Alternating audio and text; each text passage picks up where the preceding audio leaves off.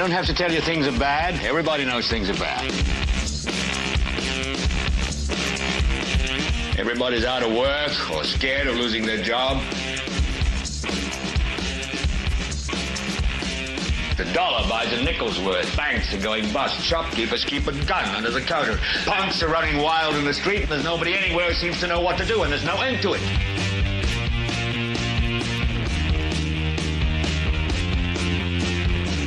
The air is unfit to breathe, and our food is unfit to eat. And we sit watching our TVs while some local newscaster tells us that today we had 15 homicides and 63 violent crimes, as if that's the way it's supposed to be. We know things are bad, worse than bad. It's like everything everywhere is going crazy, so we don't go out anymore.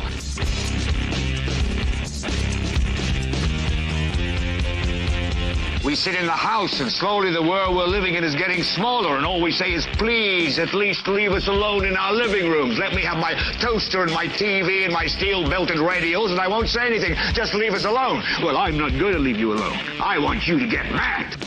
I don't want you to protest. I don't want you to riot. I don't want you to write to your congressman, because I wouldn't know what to tell you to write. I don't know what to do about the depression and the inflation and the Russians and the crime in the street. All I know is that first, you've got to get mad. You've got to say, I'm a human being. God damn it. My life has value.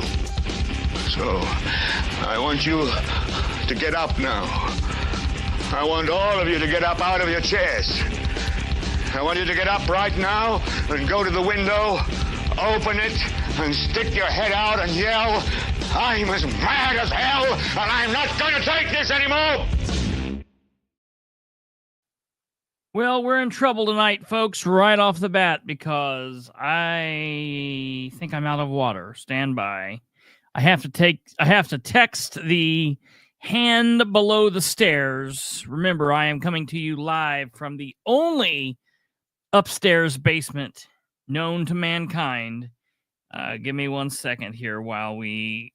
Water!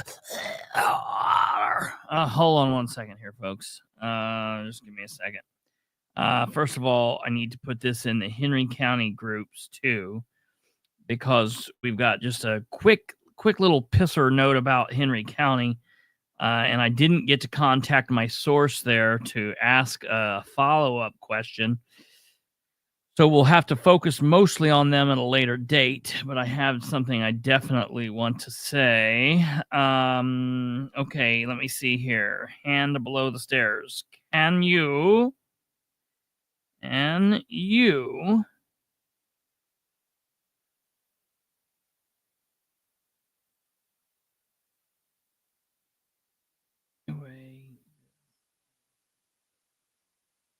okay. Welcome, ladies and gentlemen. This is the Political Spotlight, episode 394. I'm telling you, folks, I've been trying it. I've tried it for nearly a year. I'm starting, and I hate this, but I'm starting to run out of titles, and I'm starting to really run out of the give a shit about making up titles. Bro, you missed more work with the Brandon work. Bro, you've missed more work. Hold on here a second.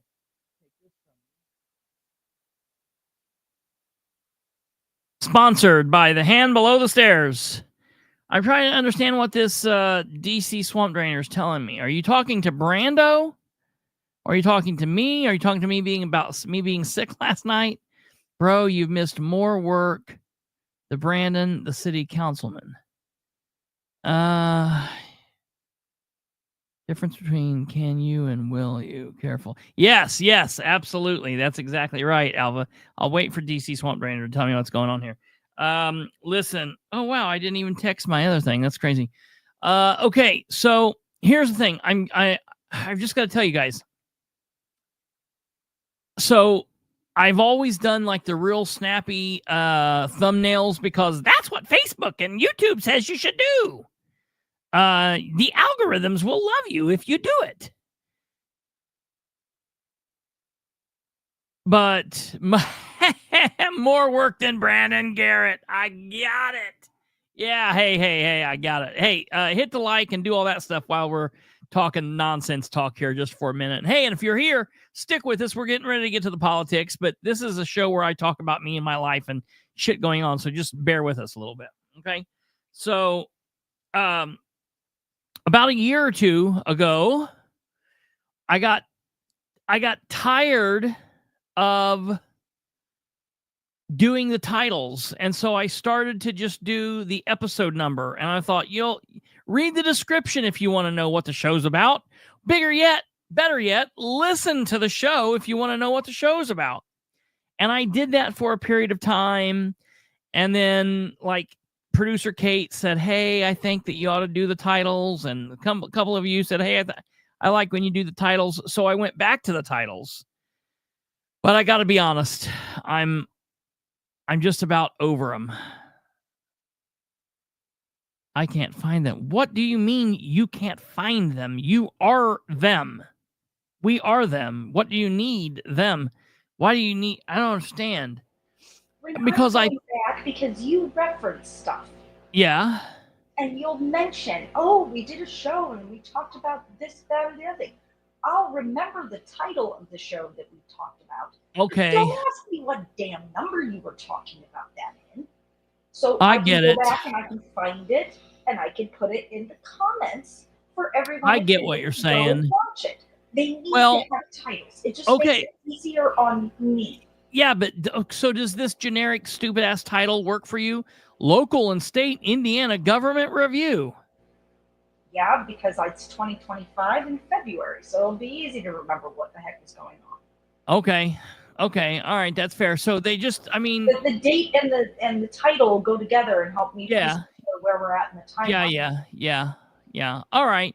Well, I mean, as long as just because I always try to make that titles. I enjoy making your life unnecessary. Yeah, right. Lots of more stress. I mean, because I'll be honest. The titles and the dumbass thumbnails are like 98% of the stress in my life. That's the reason I had a headache yesterday. No, I'm kidding. I just had a headache. We can do without the fancy thumbnails, but I agree with Kate on titles. But see, the thing is, YouTube bangs me for not doing the titles or not doing the thumbnails. That's the problem. Okay. Enough of that. Like the show, you done all that thing. We got through that. Do what you got to do. You know this is Facebook. I'll tell you, if you want titles and thumbnails, get the likes up. Like the show. Share the show. Subscribe to the show. Do all that stuff.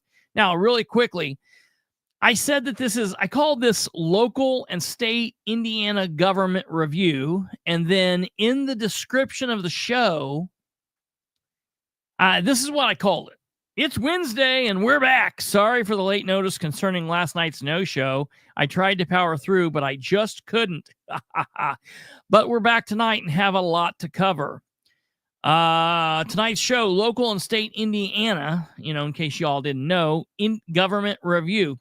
And then I put down below kind of what we were going to be focusing on tonight, which was going to be City of Muncie, Indiana Board of Works meeting, because why not? It's only 8 minutes long. We can bang through that real quickly.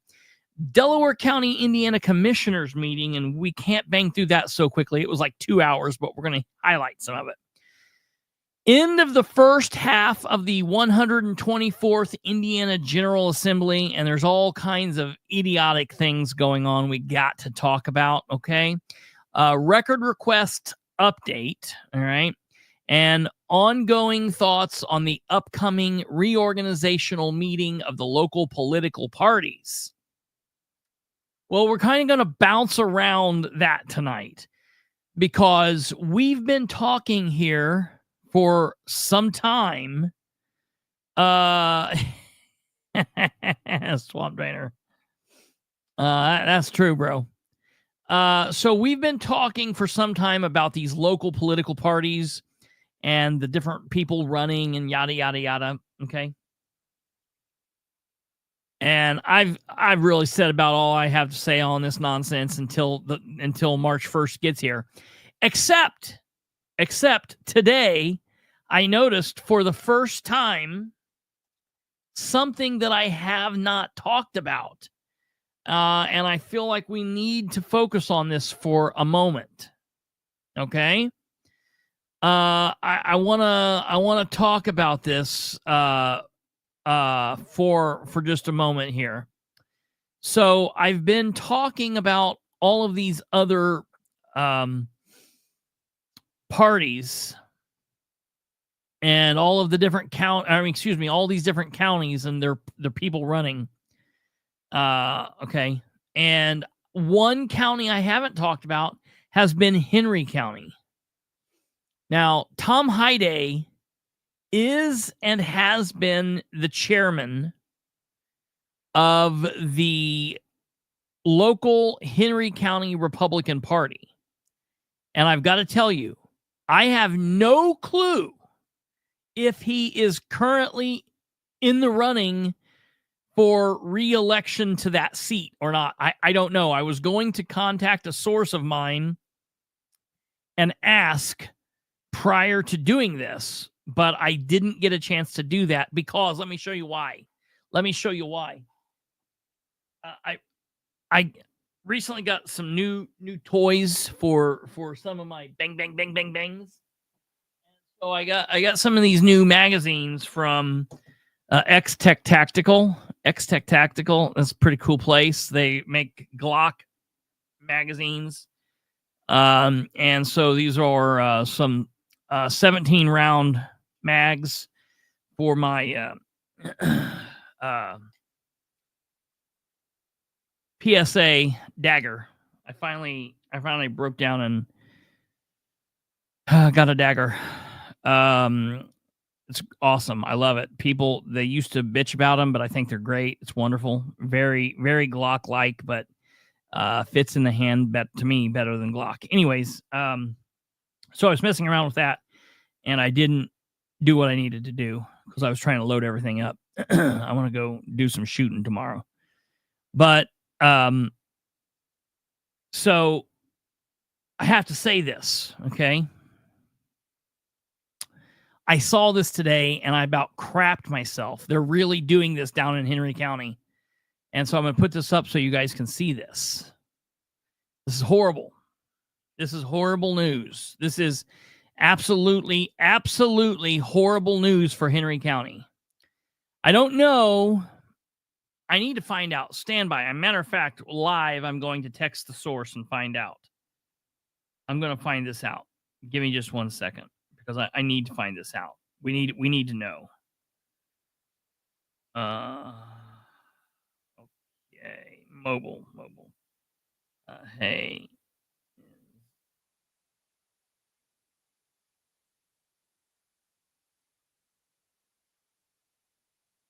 For party chair election. Okay, we're going to wait to see if I get an answer back to find out if Tom Hyde, or if any of you watching know if Tom Hyde from Henry County is, bro, I've got every Glock you could possibly imagine. I'm starting to have to branch out to get Glock clones because I don't have any more places to fit all the Glocks. I've got too many Glocks. Never enough Glocks. There's never too many. But too many Glocks. All right, let's see. Oh, no. Okay, hold on. I know.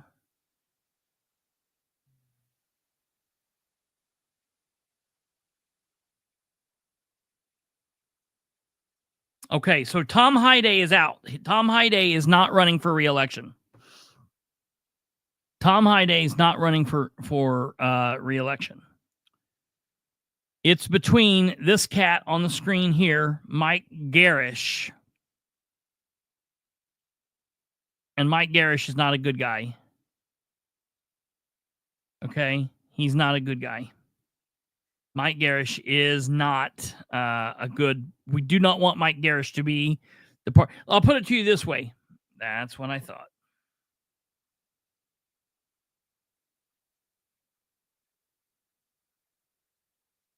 Talking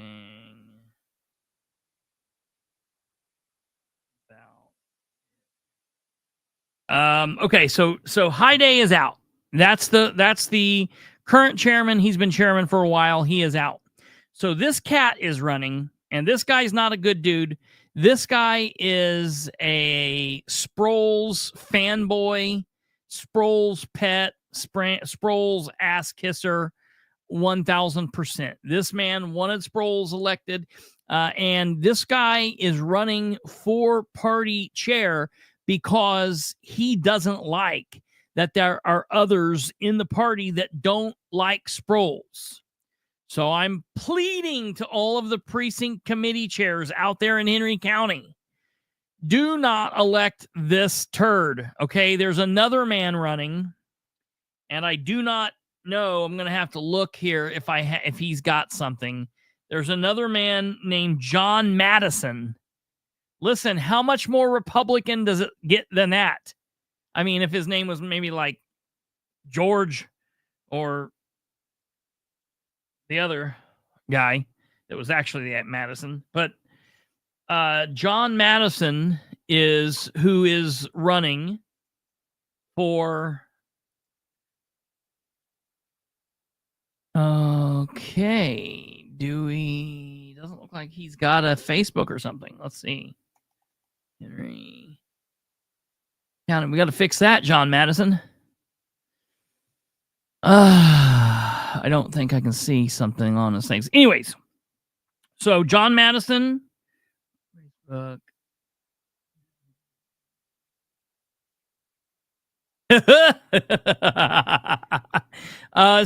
So Mike Garish got endorsed by Curtis Hill and John Rust, which, like, look, I like John Rust.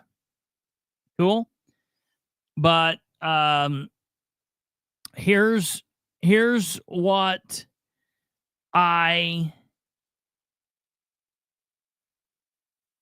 don't want. We don't want Garish.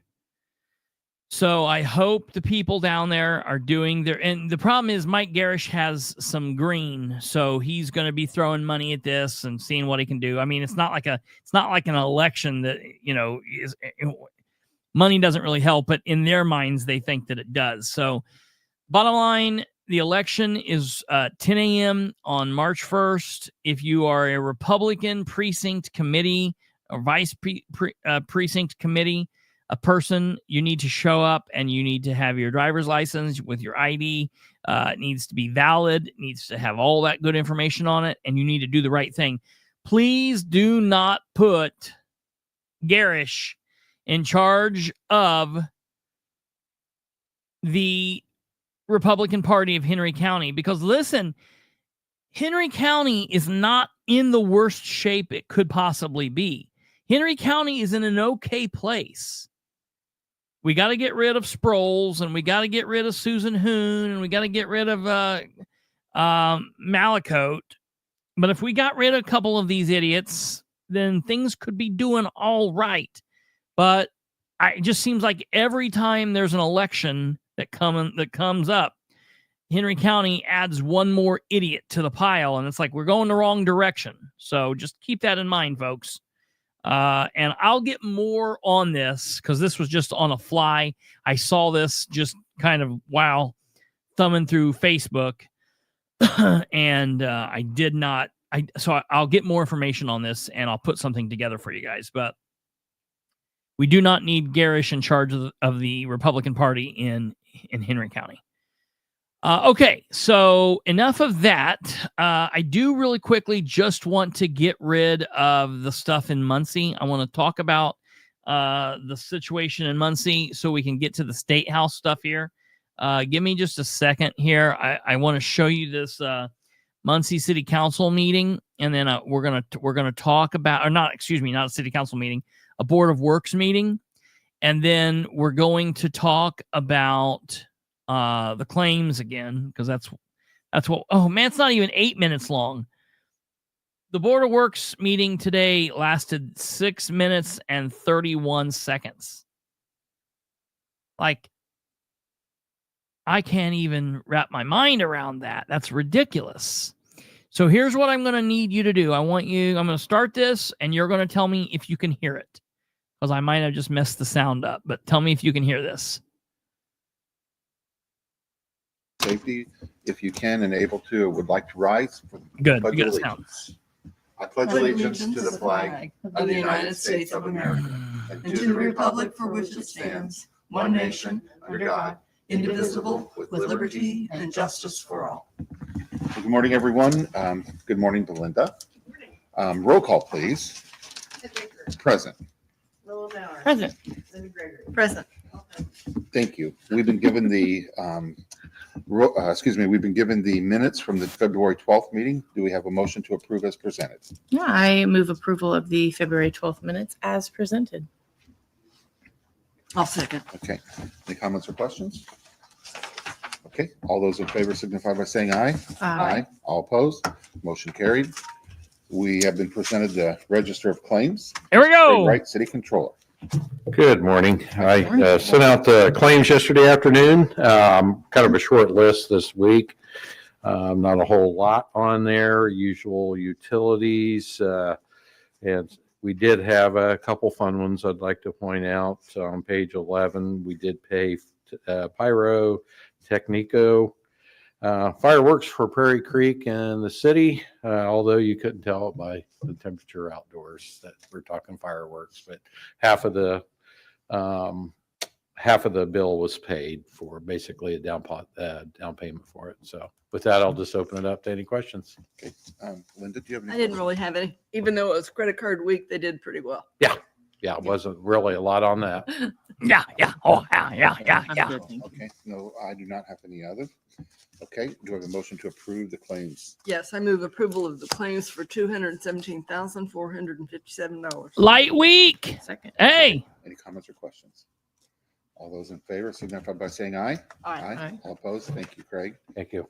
We have some unfinished business with the Office of Community Development roofing contracts. Not that big a We are deal. graced with the presence of Nikita Adams, Office of Community Development. So these 4 roofing contracts we we had bids taken for. We only received 1 through here. We were able to quote them out, so we ended up switching the method to quoting them. Thank you, We Les. still only received 2, but since it's our second round, we were able to go ahead with the 2. Do you want me to approach them one by one? Is that what's Please. best? Okay, we'll start with the 1937 West 16th Street. We received 2 quotes on this one from Regal Roofing and one from HD Construction. Regal came in at $5,677 and HD Construction was $7,300. We did choose Regal on that one for the lowest bid, and it had the most appropriate work for the project. If you name them all, then we'll just vote on them all together. And then for the 2000 Carver Drive, we have Regal at $11,572 and HD at $10,650. 2901 South High Street is Regal at $10,728, HD at $12,310. And then the last one is the 314 North Monroe. Regal is $25,676, and then HD Construction at $24,000. And on all of these, you did accept the lowest? Correct. Okay, they're all good. Okay. Yep. Very good. Okay. Do I we have noticed that we have some typos in the dollar amounts. I can give you those later. Okay. It's HUNDRAD when I'm assuming in ED. Okay. Do we have a motion to approve these? Worried about typos. I move approval not of the spending 4 crazy amounts of money. as presented. And I'll second. Okay. Any comments or questions? Having none, all those in favor say aye. Aye. All opposed? Thank you very much. Motion carried.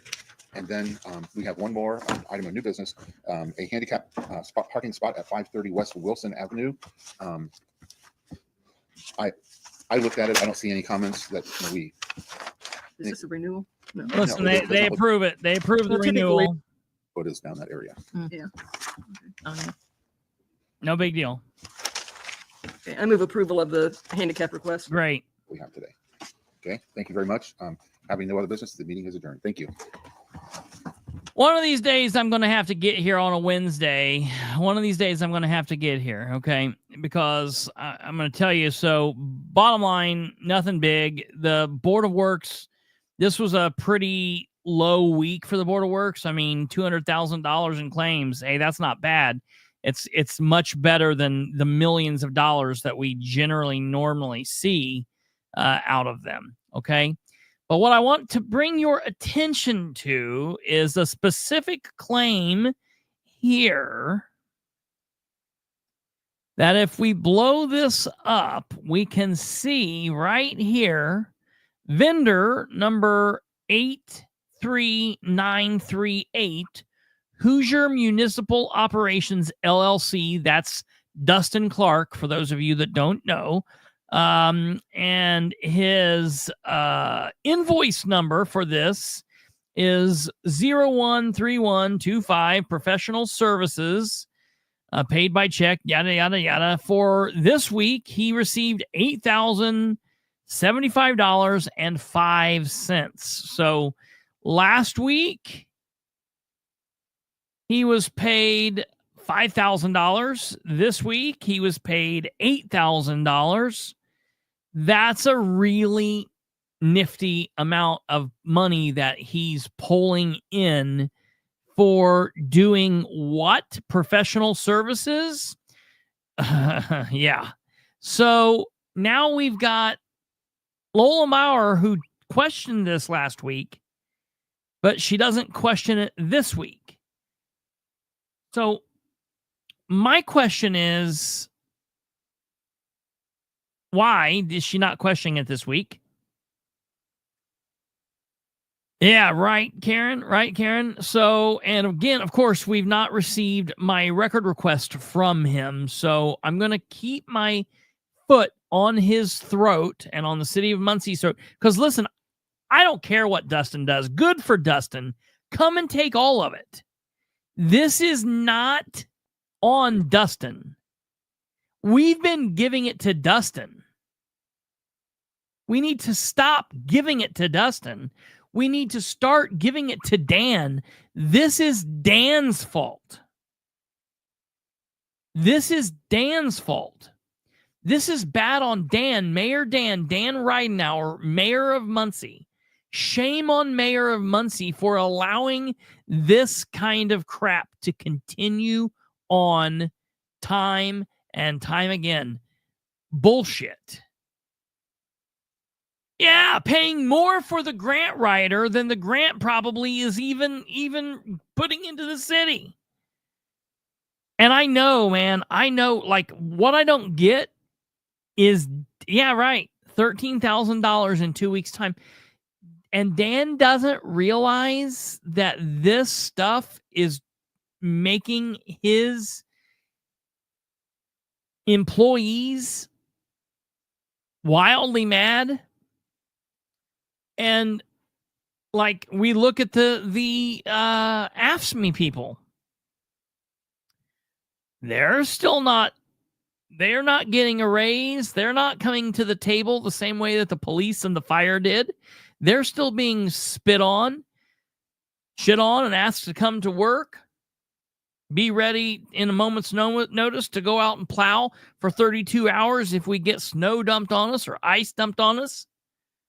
And continue doing it for what you were doing, 3 years ago, while everyone else around you in the departments and in their various departments are getting raises and we're doing things for them. We continue to throw you under the wheels of the bus. So that's a shame. So I'm going to have to get there.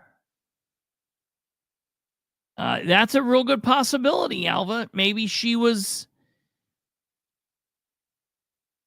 Ejac. And see, here's the thing: you've been out of bounds for a minute. You've been gone. You just came back here recently.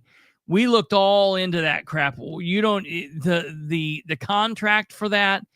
We've got whole episodes looking at all over that. It was ridiculously done, what they did, how they did. This guy is a former employee of the city of Muncie, and the reason that he quit actually working as a full-time employee was so he could become a contract employee and make more money as a contract employee, because the State Board of Accounts slapped the mayor's hand because before they were having him be a full-time employee and a contract employee.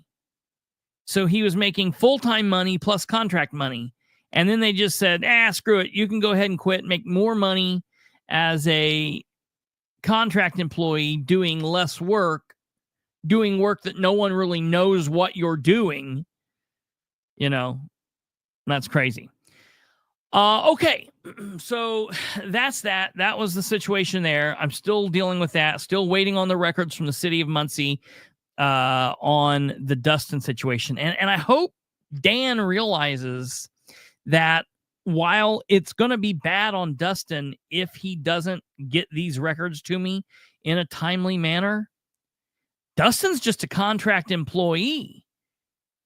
In politics, specifically dealing with these two, the bad and the shit rolls uphill. So this is Dan's problem, not Dustin's. This is not Dustin's problem. This is Dan's problem. Matter of fact, I like Dustin. I respect Dustin. I hope Dustin gets every dime he possibly can get out of him. Way to work it. I want to know what he's doing for it. But the person who should be stopping this, the person who should be shutting this down, is the elected mayor. Still no real accountability for tracking work hours. Yeah, right. Absolutely. It's ridiculous. It's ridiculous what they're allowing him to get away with. So we're going to do everything that we can to bring this to an end, and we'll see what goes on. I'm still waiting to see what Dusty's buddy Trenton got arrested for, and that's a weird thing that I don't believe a lot of people probably know, that a lot of people weren't aware of, that back during the whole Greenlight Resources solar deal, where Dustin, as a full-time City of Muncie employee, was put on a 3-month paid administrative leave while the state police investigated him for his actions related to the City of Muncie's solar debacle. That one of the people caught up in that mess was a cat called Trenton. What's his name? We went to school with him. What's his name? Tell me what his name is. Trenton Bush. Trent Bush is his name. Weird cat. I went to school with him, and somebody on here went to school with him, with me and him too. Let me see if I can get this to pull up here. Give me a second. I'll see if I can pull this up. But he got arrested here. He was fired from his job at Muncie's Visitors Bureau. He worked for Downtown Development or Visitors Bureau or something like that. I can't really remember. But he got fired, and then all of a sudden, okay.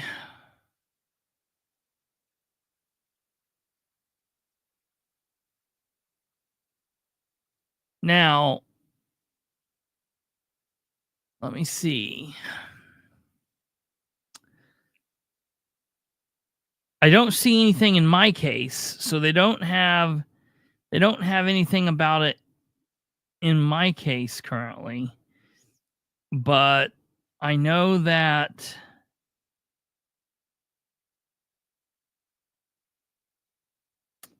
he was arrested. I would like to know where he was arrested. It says that he was arrested on. Oh, look, I'll put this up here so you guys can see it.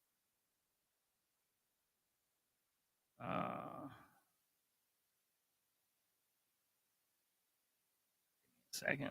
Here we go. He was arrested on the 9th of February this year, 2025. But it doesn't say what for. It just has his picture and some identifying information. But it doesn't say like what the charge is or what the preliminary charge is or anything there. No, I get that, but when you book them into jail, you have to give a preliminary charge. You have to give a book-in charge. So there would be, and this is not in Delaware County, so I don't understand. I don't know where he was arrested, or I would call and ask the jail. So this is what the deal is here with Trenton Bush. And look, this might not mean anything to anything. I'm willing to admit that. He was just connected to the whole Dustin downtown development, Greenlight Resources, that whole debacle back in April of last year. So just kind of ironic that he then gets hammered here. So all right here, folks. Next up here, let me do a double check here. I want to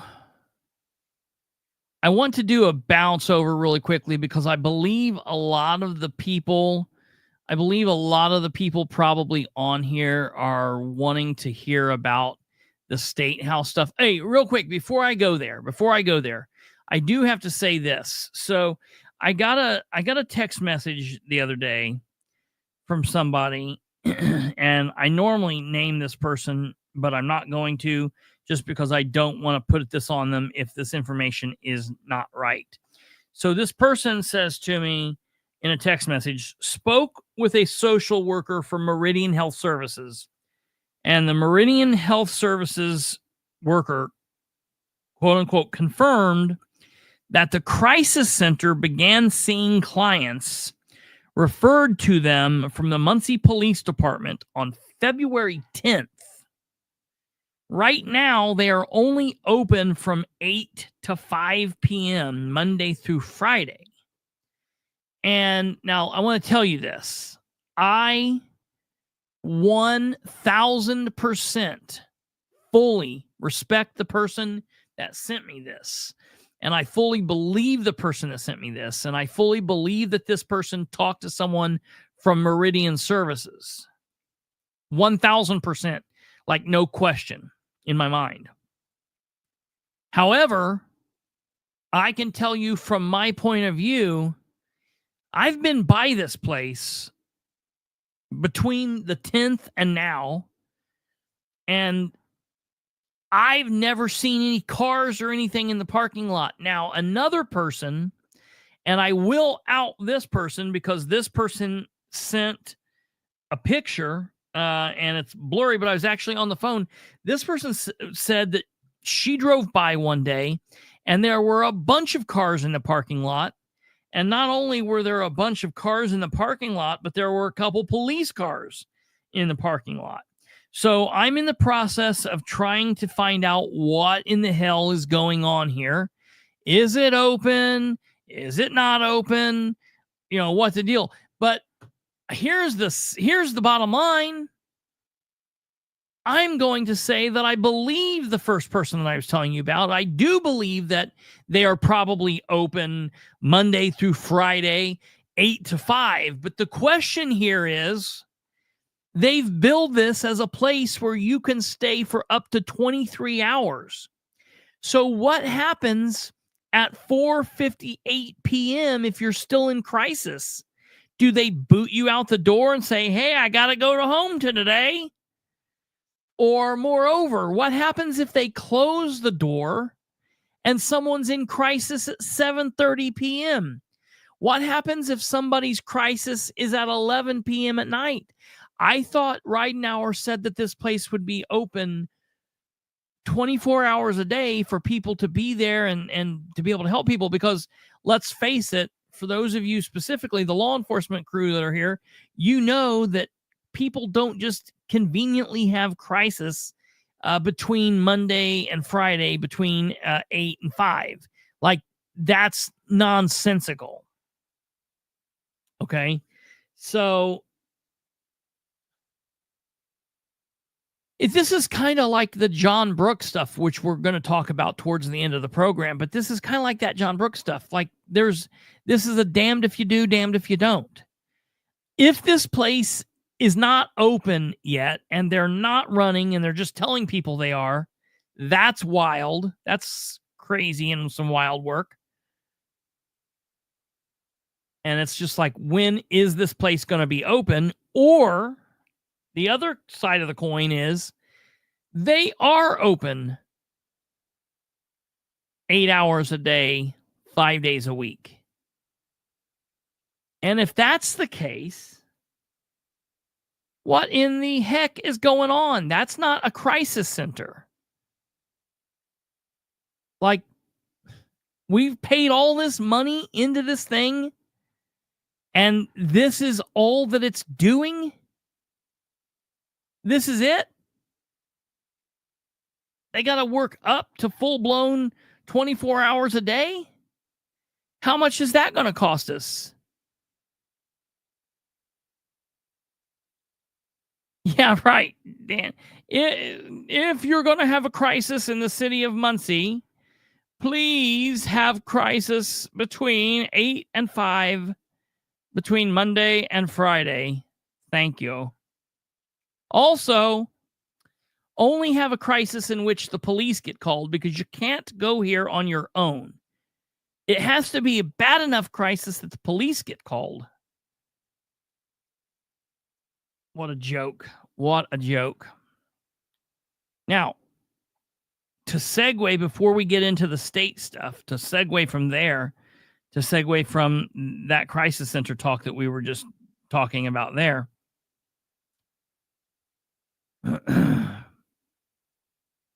The Delaware County Commissioners got an oral report, I guess, in yesterday's meeting.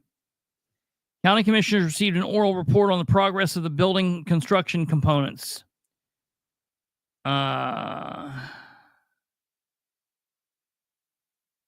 Okay. So Jackie up here, I think, has put the question in, and I want to answer Jackie's question if I can find it. Yeah, right here we go.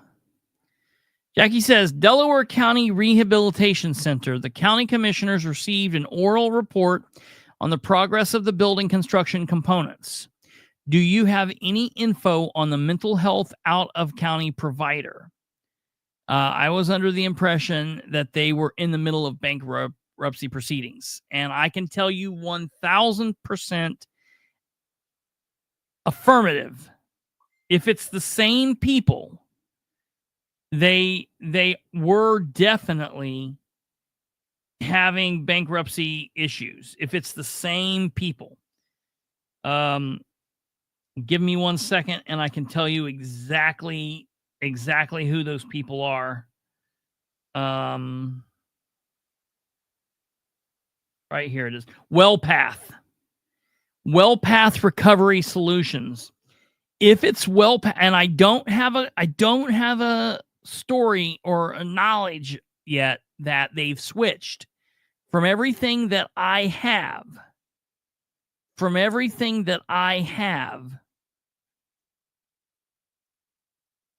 WellPath is still the people that's in charge of this. I haven't.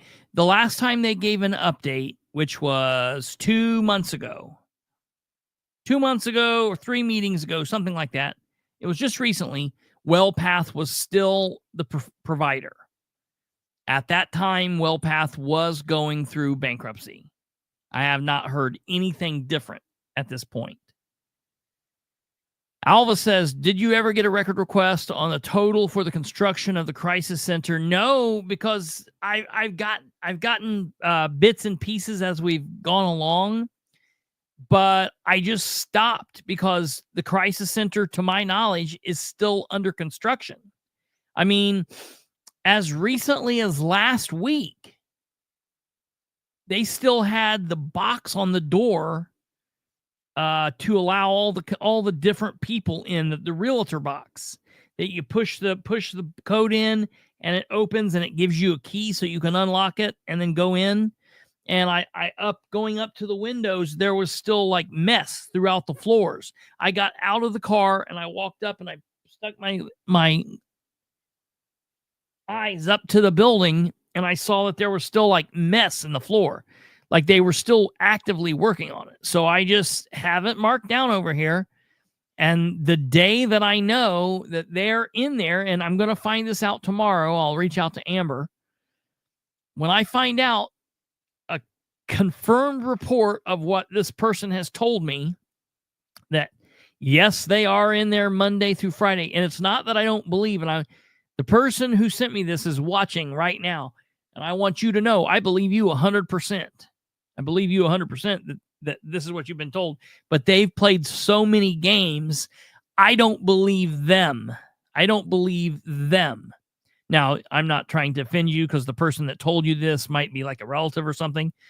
And so I'm just saying for just for me to confirm it, I just need to hear it from the city that yes, it's open.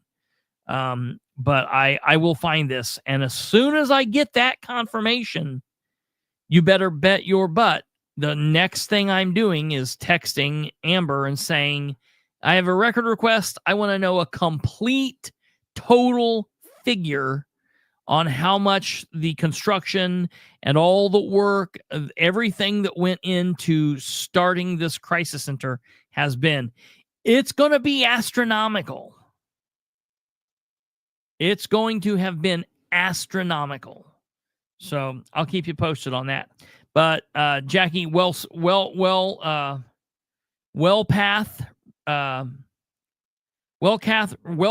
Recovery Solutions is the name that I've heard, and I've not heard anything different. Okay, now so to get on to the people who've been here waiting for the Indiana General Assembly stuff. So it really sucks, man. The Indiana General Assembly sucks. I don't even know. I can't even wrap my mind around it. Okay, so just bear with me here for a minute. We're getting into this now. You're all going to hear what you want to hear. So, for everybody looking at the national politics, if you're somebody that likes Trump and you're somebody that's approving of what Trump is doing, then you more than likely have taken issue with what people on the left and people on the Democrat side are doing. And you more than likely, or you should be, if you're really paying attention, should have problems with what a lot of people on the Republican side are doing. See, the reason that Trump speaks to a lot of people is because he's wanting to come in and clean house. And it doesn't matter if you're a Republican or Democrat. If you're doing something wrong, we want to clean this out. Okay, that's what people are thinking. That's what he's saying. That's the premise. That's what I hold on to. Okay. What kills me about this is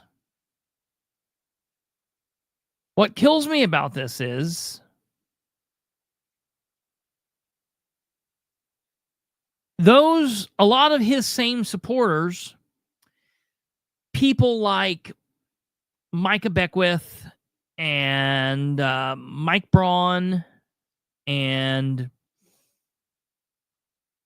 just other people, Mike Gaskell and Kyle Pierce and Travis Holdman, and just all these Republicans in the Indiana General Assembly, they're like, yeah, go Trump. We want you to clean house and get out those rhinos. Rhino is a word that we all say. Rhino, rhino, rhino.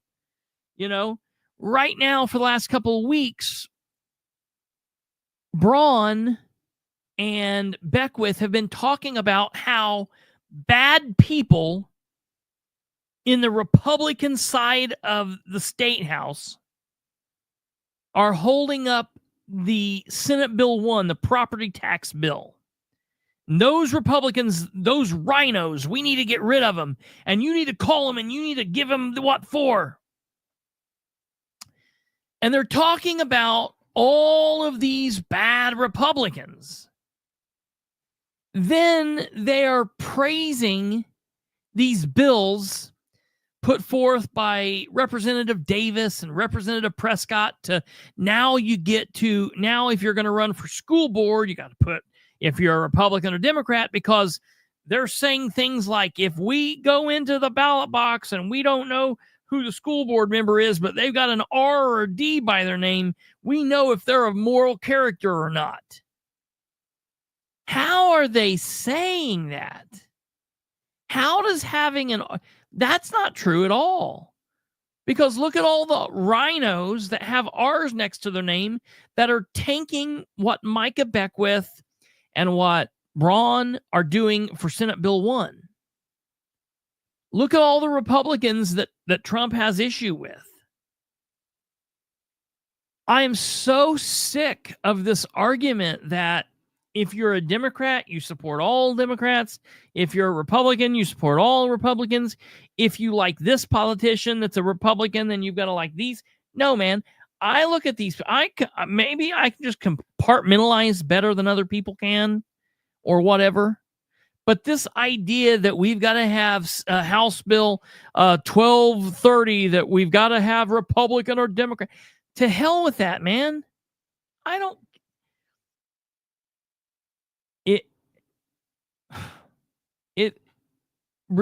Seriously, I got to be honest. I've never been more like, this is my job. I love it. I'm do this for the rest of forever. Praise God. He's connected me to doing something that I love and something that I feel like I'm good at. And there are people that like it. Not everybody does. I feel honored because I know that as many of my haters watch me as do people who like me. So that's a pretty good deal. I can get behind that. The money spends the same. It's just like Colonel Parker. Elvis went in and sat in his office one day and he's like, "What's this box?" And he opens it up and he takes his knife out and opens it, and it's a little badge that says, "I love Elvis." And he picks this other box up and he cuts it open and it's buttons that says, "I hate Elvis." And he's like, "What's the deal?" Colonel Parker says, "Makes money either way." And I'm like, "Yeah, right. All right." So, I'm happy, but I have never been so burnt out because of the smallness of people's minds that they cannot comprehend that you got to do some serious deep diving in on all these people before you go voting for them. You either have to find somebody that you really trust and rely on to be like, "Yes, I support this guy." And so many, and then, you could go follow that, or you got to do the work yourself or something. You can't just go in there. I've listened to them down at the State House when talking about this, and they were talking about a couple other bills today on the Senate side I was listening to. And these people kept bringing up this, well, we didn't tackle straight ticket voting this year. We're not dealing with straight ticket, because we have straight ticket voting. And it's like, end straight ticket voting. Every single one of your constituents out here, every single one of them, the Democrats, the Republicans, the strong left-leaning liberals, the strong right-leaning Republicans, they all are hating straight party voting. The reason they don't tackle it's because they like it. They're the ones that keep it. And what's gross to me is you got Micah Beckwith, who's supposed to be a grassroots effort against the establishment, and he's against all those type of things. But then he gets in and he's in, so now he doesn't have to worry about it. Now he's like on board with it, and it's like, nah, dude, that's so insane to me. It's absolutely insane to me that they, I don't know, and that people don't see it, that people can't see it, that people can't look at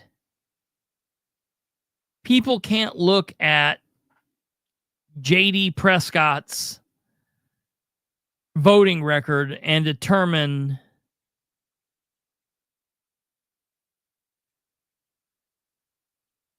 what a shithead he is, you know?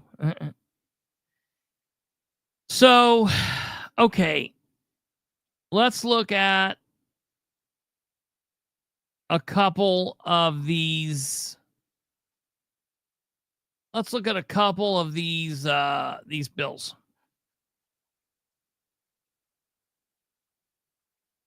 House Bill 1186.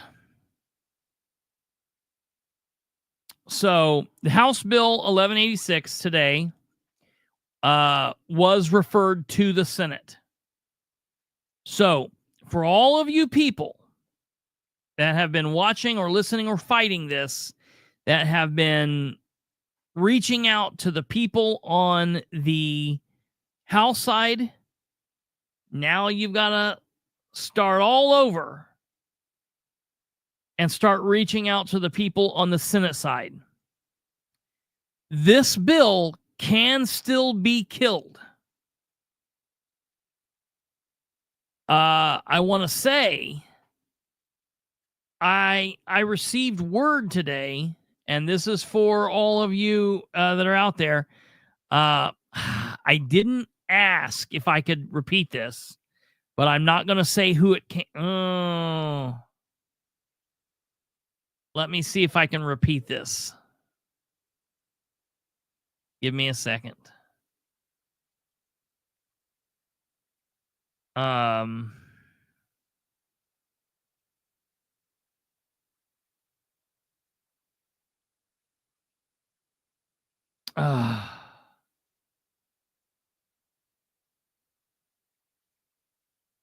Okay, I can't. Man, all right. So, bottom line, I was told today that Indianapolis Police Department, that the administration there, has said that they are going to only sign MOUs with 5 agencies. And I can't find the text message. I cannot find the text message, but this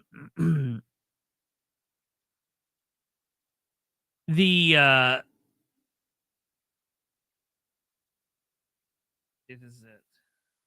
No, I can't find the message, and I don't know. I don't know those 5 agencies, but let's just say it's the 5 agencies in and around Indianapolis. So like Speedway, Lawrence, what's that one shithole town where all the stuff happens at the Walmart? Starts with a B.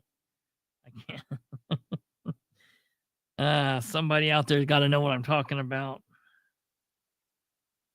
Let me see if it's in Messenger. I don't think it is. Damn.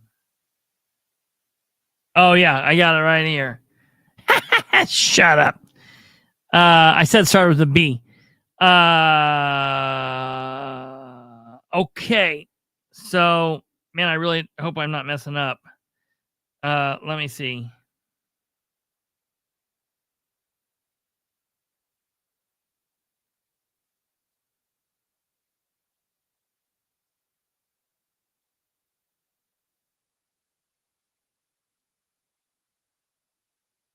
Okay, so Beech Grove, ding, ding, ding, ding, ding, ding, ding. Yep. Beech Grove. Chris Bunner and GW. I knew one of you two would get it. That's weird. I knew I've not been to Broad Ripple in a minute. I hope it's not a shithole.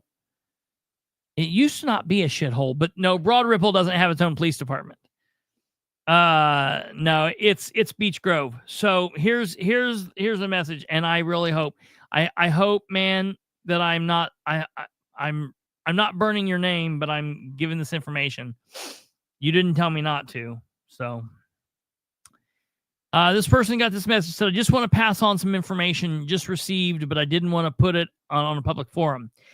I was just advised from an officer within IMPD command staff that they are signing MOUs, Memorandum of Understandings, with 5 agencies only.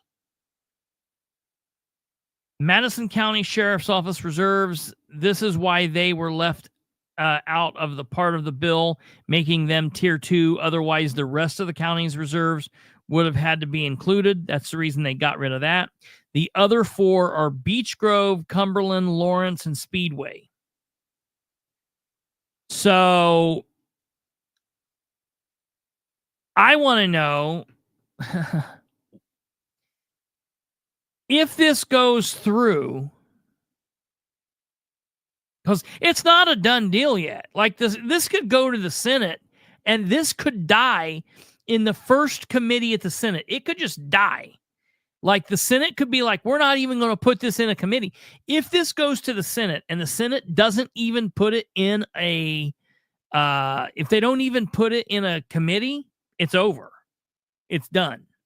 Now, if they put it in a committee, then they will go. Hopefully they will allow testimony. They should. And I believe that the Senate side the Senate is a little bit more refined in how they allow their meetings to run, and they tend to allow more. They're easier to allow testimony than the House side is, and I don't know why that is, but they do. They're still all idiots, and I don't like them, but it is what it is. Very few of them do I like. So it can still die there. It needs to, and then of course it can still die if they vote it through, and then it goes back and they vote all over. The governor can still veto it, but we have to be active. You guys cannot lay off of this. Don't lay off of this. Go back to that message that I put, or email me or message me if you need the Senate people's emails again. I'll gladly provide them to you. It's very easy. Just go and email them and call them, hit them up on Facebook, contact their legislative assistants, reach out, do whatever they can do. Bad cop. Are they still brother and sister? Jesus. Good jokes. So that's that. It's ridiculous. Steve Bartles is ridiculous. He's a joke. I just have no use. I have no use for him. He's not done anything to show me that he probably was a horrible police officer, and is even worse. Is even worse.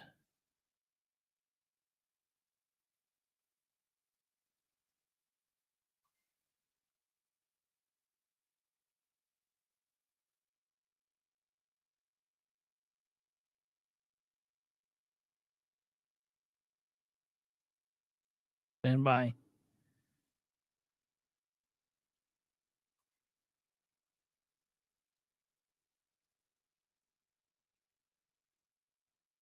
Hold on, stand by.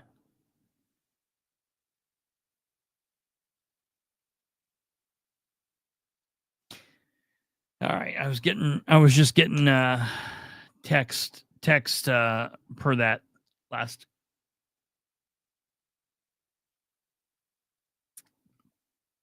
thing. Yeah, I'm not a big fan of Steve Bartles, whatever his name is. Ridiculous that he was never eligible or able to respond back. I mean, I cannot stand one of these elected officials who are like, I'm so busy, I'm in committee, I cannot text or call, knock it off. Okay. I also want to talk about, let's see here. You're all aware that House Bill 1628 is now dead. 1628 is dead. Now, that does not mean that they're not going to sneak language in other amendments and in other bills. We've really got to watch this. There are other things that we need to watch, but as it goes at this moment, that is gone. Now, the technical ending of this half of the session is still not over. As it goes, they always say the deadline for the committees was Monday, and then they always say like, oh, we're going to be done with this on Monday or Tuesday at the latest, but then it always goes later because they just simply can't get through everything that they have to do. So they are scheduled again tomorrow for session. And I'm going to put this up on the screen so you guys can see this. And yeah, they'll just do it again in a year or two, or next year. They'll do it next year. That 1628, it comes up always. It's definitely ridiculous. Hold on here.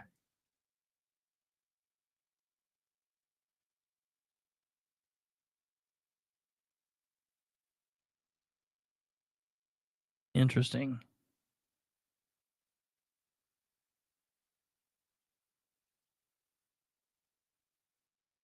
Keep me posted. And I won't ever release anything with your name. And I won't release anything that you specifically don't want me to. Sorry. It was easier to text to type that than just to type it. Okay. So I want to show you guys this so we can kind of talk about what's up on the agenda for tomorrow. So for the last couple of days, we have been dealing with, in both the Senate and the House, we have been dealing with bills that were both on the second reading and the third reading. Okay, so when it was on the second reading, it needed a vote, and then it needed to go away, and they needed to come back and have a third vote. They're now done with that. So everything now is on the third reading. So if there is a bill out there that you are following, and it has not had, no, it was, Janet's like late, I think. It was Beech Grove. If you are following a bill and the bill has not made it to this point and you're not going to see it here, then it's dead. Okay. So, I don't know all the specific bills people are following. There are a couple specific things that I am following. And so we'll go down through this and we'll talk about these. So, of these, I don't see anything. Let me look here. Let me get it to where you can see it. And so you guys know, this is the Senate. So this is the Senate. The meeting is for tomorrow, February 20th, 2025, and they should start at 10 a.m. Sometimes they do, sometimes they don't. The Senate was supposed to start today at 1, and they didn't end up starting until like 2:30. So, they do what they want to do. They don't care about the people. Let's see here. If you see anything, I'm off the page, but if you see anything that that's of interest, comment it, and I'll look at it when I jump back on, or Kate can grab my attention. Okay, let's take a look at this Senate Bill 355. I'm interested in this Senate Bill 355. I'm specifically interested in anything we're dealing with elections that Mike Gaskell has been the lead author on, because Mike Gaskell is a tool. I'm not a fan of Mike Gaskell, and I don't like a lot of the stuff he's doing. So this Senate Bill 355 moves as a general rule elections of town officers to even numbered years, allows a town that has a population of more than 10,000 to pass a resolution to opt out of the general rule, allows a city to pass a resolution to opt out of the general rule, increases the amount of time that a voter may remain in the voting booth at a primary, general, or municipal or special election from 4 minutes to 7 minutes. Now, this is wild to me, because in all of the elections I've ever been involved in, I have never in my life ever had anybody tell me that there is a certain amount of time that you can be in the voting box. Matter of fact, if I'm going to fight this, I'm going to specifically fight this. I'm telling you, it says on this that there's apparently already a law that says you can only be in a voting booth for 4 minutes. So apparently this is already a law, but they're wanting to move it to 7. How grand of them. How about get rid of that nonsense? Because if I go there and I'm visually impaired and it takes me 19 minutes to vote, well, then I'm sorry, but that's what you're going to have to deal with. So this says there's 4. I've never heard this. I always know who I'm going to vote like months before I actually vote. And I can't think that it's ever taken me longer than 4 minutes. But I know people that have been in there. I've been the clerk that looked at the name back when in the old poll book days, when we looked at your actual signature on there. I've been the clerk. I've been the sheriff of the election. I've been the judge of the election, and I've been the inspection of elections. I've done every single job inside of there. I've been to training. I've helped put on training, and I did this for years. And I have never, ever, ever, ever, ever, ever heard anyone say, now, you better keep sure that people are only in there for 4 minutes. I have never told anybody that. I would never tell anybody that. And if somebody told me this, holy crap, would it be on. I'm going to try to fight. I'm just going to move into the election booth next time. I'm going to not take my glasses and be like, I'm trying to see. This is nuts to me. If I took my grandmother and she don't know, she's not good on computers and stuff. It's hard. She's, doesn't really have finger feeling in some of her fingers, has like a pinched nerve. And they're going to tell her she can't have but 4 minutes in the voting booth. Are you kidding? Gaskell is a turd, man. So many of these people. I just wish that people's minds and eyes and hearts would be open and realize even these people that you so lovingly back, they're not good. They're in here. They might and they might want to do some of the same things, but it's all about ego. It's all about power. It's so many, very, very few of these people have ever been in government for the right reason. Very, very, very few of them. So this is doing this. I don't know. I thought at one point he was wanting to move all municipal elections.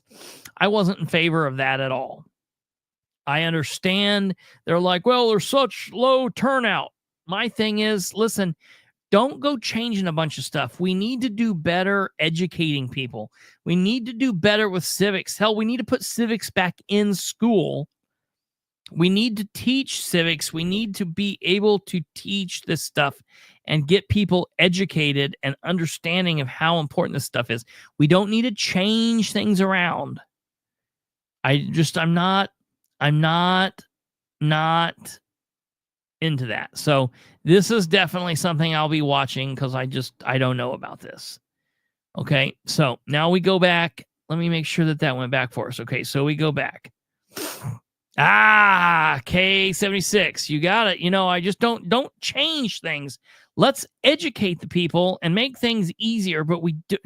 Yeah, I'm just not into this. Okay. So next up is just right below him, another person I'm just not a really big fan of, and that is Senator Rott's various election matters, Senate Bill 358. This is up for its third reading. Okay, let's click on this and see what we've got here.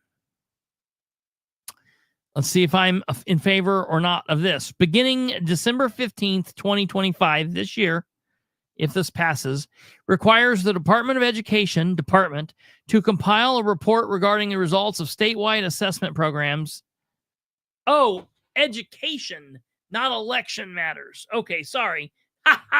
Maybe we do need this because I read that as election. The other day, I got to tell you the story.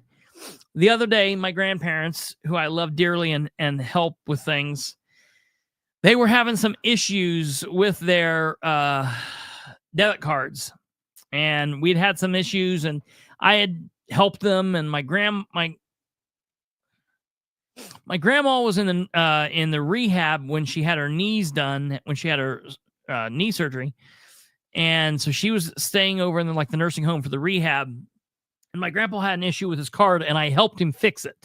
We fixed it, and he had no problems with it. Well, then all of a sudden, the other day, she's out, and they've been doing things, and he starts having problems. She starts having problems, and we changed their pins and doing stuff, and we're trying to figure stuff out and get it, and he's messing it up, and he can't get this to work and can't get that to work. So I'm like, well, let me try it. So I'm driving. We pull up to the ATM, and he's like, now you do this and you do this. And I look back, and I'm like, I know how to read. And I stick the card in, and I'm doing the pin, and it's pushing out, tell me it's wrong pin. And he's like, well, what card do you have there? And I'm like, your card. I got your card. And I'm doing it, putting it in. It keeps telling me it's wrong pin. And we get it out, and he's like, I don't understand. And I get it out, I look at it, and I'm like, oh, it's not your card. It's her card. So the whole time we'd been doing it on the wrong card. And he's like, oh, so you know how to read, do you? So now that's the whole thing. So no, apparently I don't know how to read because I apologize. I still don't like Senator Rott's, not my favorite guy, but this says various education matters. It's also very important, okay? But this is not what I thought it was. So let's see if there's anything here, whatever. Compiles reports regarding results of statewide assessment program and determine evaluation of reading skills. Specifies a report must be it's granted to according to certain parameters, requires the department to submit the report to the Legislative Council, requires the department beginning July 1, 2026 to evaluate, approve, publish a list of high quality curricular materials for use in English language arts, provides that health occupation course offered by certain schools shall satisfy as science credit, allows the parent choice scholarship or student eligible choice. Okay. I'd probably divert to my teacher and parent friends to let me know their thoughts on this. Doesn't sound like whatever. Okay, whatever. So moving on, let me go back and see your comments if there's anything here. Okay, nothing there. So let's go back along. All right. Various education matters. Back down here. Okay. Crimes against healthcare providers. Transfer of high-risk person from county jail. Veteran service officers. Let's see what that is. Makes changes to the duties of the Indian Department of Veterans Affairs Commission. makes changes to the duties of the director of the Department of Veterans Affairs Department, requires before January 1st, 2026, the commission to establish and maintain certain standards for the state accreditation program, requires that after June 30th, 2026, each service officer employed by a county or city to maintain the accreditation standard to provide service on behalf of the county or city, provides that county executives shall employ a service officer and may employ service officers' assistants, provides that with the approval of the commission, 2 or more counties may enter into agreement to employ a service officer if each county demonstrates the commission that workload does not justify each county employing a separate county service officer, requires each county or city official and department of the county or city to cooperate with the service officer and provide service officer with the information necessary to connection with the performance of the service officer's duties. All right, Kate, what say you? Is this good or bad or what? Seems good. Seems okay. Kind of meh. At this point of the game, every single bill that, and I put it in commas, every single bill is either pointless, Yeah. plain fucking stupid, Yeah. or a bohica thing. Yeah. And for anyone in the audience who is not familiar with the term bohica, it means bend over, here it comes again. Yeah, right. Yeah. Yes. And yes, K76, they've already violated IEPs. That's correct. And K76 says 100% Kate. So yeah, absolutely. Oops, I don't know if that was me or you. Every single bill. Oh yeah. I saw what you said. Yeah, that's good. Okay, moving onward. Let's go down here and see. We're almost done with this list.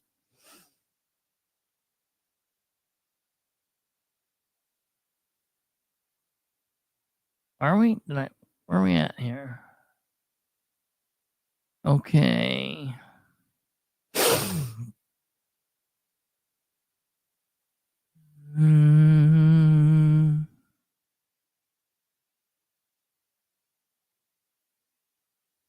Just going real quickly here.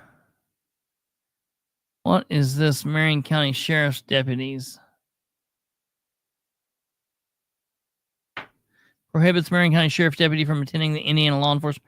Prohibits a Marion County Sheriff's deputy from attending the Indiana Law Enforcement Academy. Requires the Law Enforcement Training Board to certify one law enforcement academy located in Marion County to be used as the Marion County Sheriff's Office and Indianapolis Metropolitan Police Department. Provides that a Marion County Sheriff's deputy may only attend a law enforcement academy located in Marion County if the deputy is subject to a merit board established by the governing body.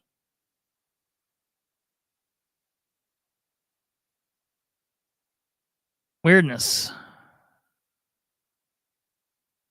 34 yays.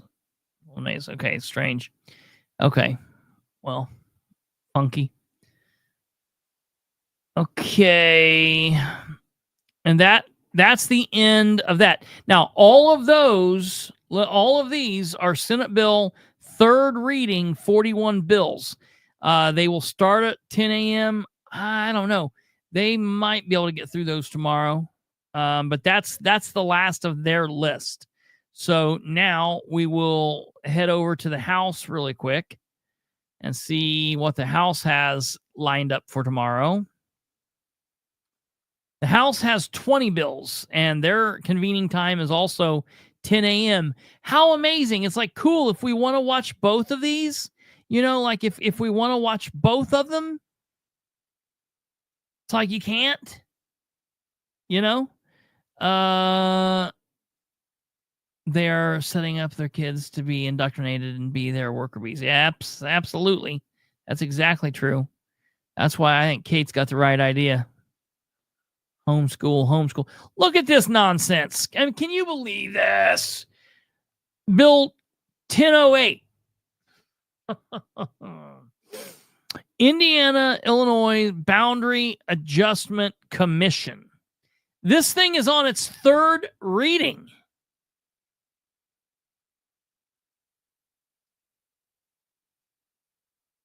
That is ludicrous.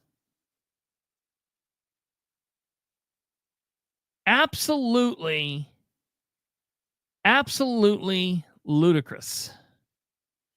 Okay, so again, these are all, everything on their house on the second reading is done. We're now only on the third reading. So all of these, this is the last reading.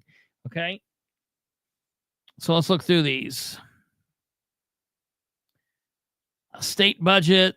That's they're messing things up there. That's a disaster. The Senate bill is a disaster. This thing's a joke. Let's see here. Property matters. Let's make sure what we've got going here. Okay, this is if the tenant does not claim the tenant's property within 30 days after receiving certain notice, a warehouseman or storage facility may sell the tenant's property. Current law requires a warehouseman or storage facility to wait 90 days. Okay. All right. Have at it.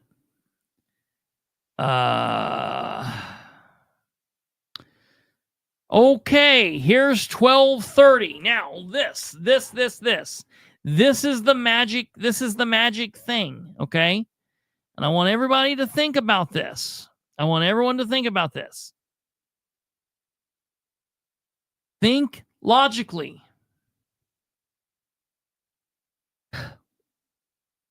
What has Braun and Beckwith been shouting for the last couple of weeks, last 2 weeks? We've got rhinos at the state house and in the Senate that are messing up property taxes. We need to get rid of these people. We need to do better. We need to call and yell at them. So we understand. They understand. They're letting us know there are Republicans that aren't good. They don't even need to let us know that. We know it.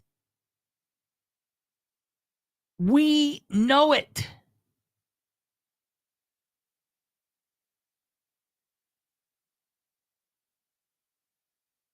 I don't care if you put an R or a D.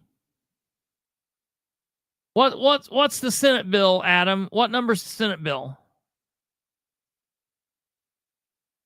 I just hate this idea that if we put an R or a D by someone's name, that is going to mean something. Because it certainly does not. A POS is a POS. That's absolutely true. Just don't like that idea. What's the Senate bill number, Adam? Requires a petition of nomination school board office state one of the following: the candidate's political party affiliation. If the candidate does not identify with the political party, the candidate is an independent candidate. That candidate elects to be listed on the ballot as nonpartisan. Specifies that unless a candidate that states a political party affiliation is challenged, the candidate's statement must be indicated on the ballot.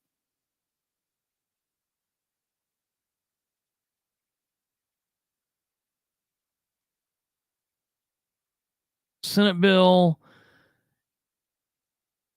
Let's go look. 7. School board matters.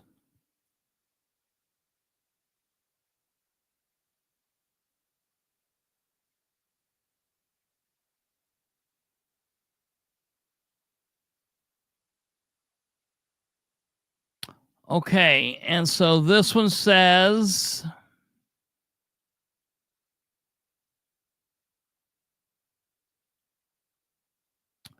this is Senate Bill 287, and this got through on the third reading, correct? Is that correct, Adam? It passed through third reading last night, I believe. Yeah, because it wasn't on the list for tomorrow, so it must have passed.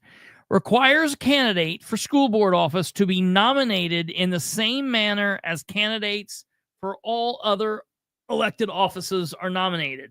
Repeals the current statute relating to the nomination of candidates for school board. Repeals other superseded statutes and makes conforming changes. Modifies the annual amount that governing body of a school corporation may pay a member of the governing body from $2,000 under current law to an amount not to exceed 10% of the lowest starting salary of the teacher employed by the school corporation.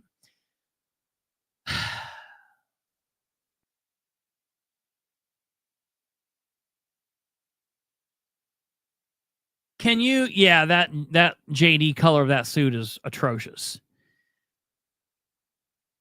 Can you, in a few sentences, and you don't have to do this, but can you, in a few sentences, outline, Adam, why the Republicans against it, what the people that were voting against this had against the bill? Because as I read this, I don't have a problem with this here. I don't like House Bill 1230. I like this. I'm fine with this. I'm okay with this. I'm okay with this. With this just makes it a regular election. I'm all right with that. I don't particularly have a problem with this, I guess. Reading that bill as is, that they're like that, I don't have a problem with that.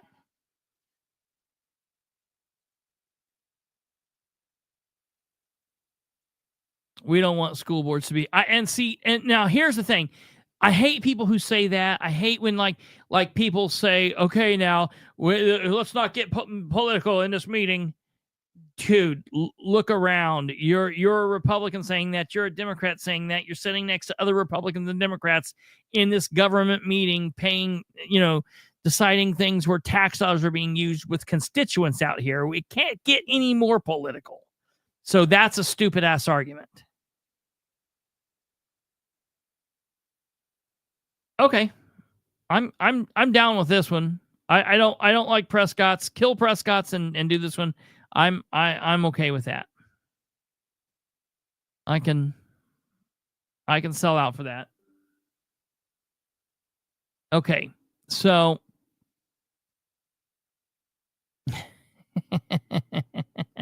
well, thank you. Thank you. There, Adam. Okay, so moving down the list here then. All right.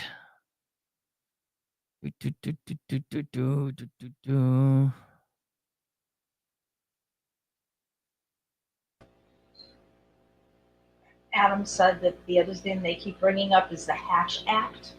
The Hatch Act? Interesting. I'm intrigued by this one. Do tell, sir. Yeah, what and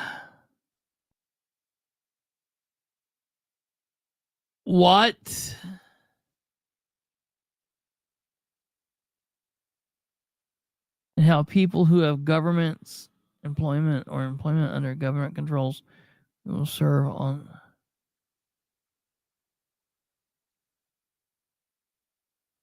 Okay, interesting.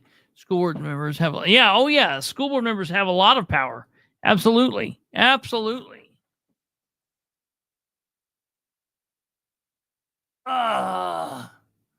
Okay, that's interesting, yeah.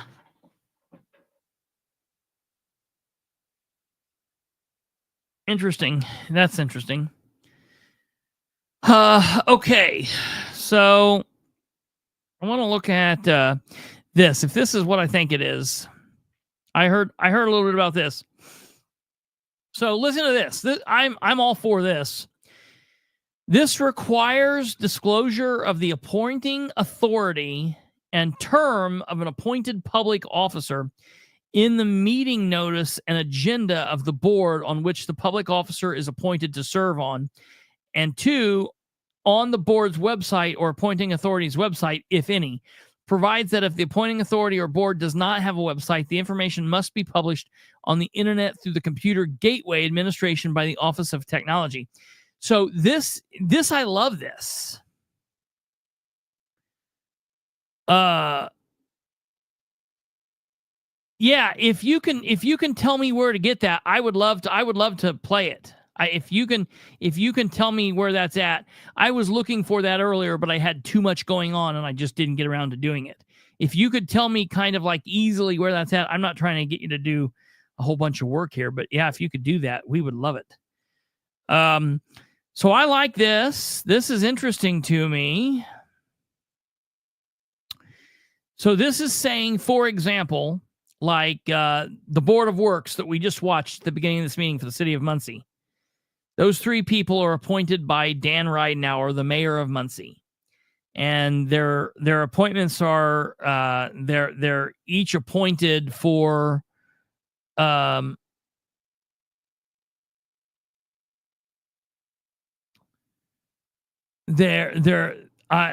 very interested in this. So it would list their appointments, like the MRC, for example, on the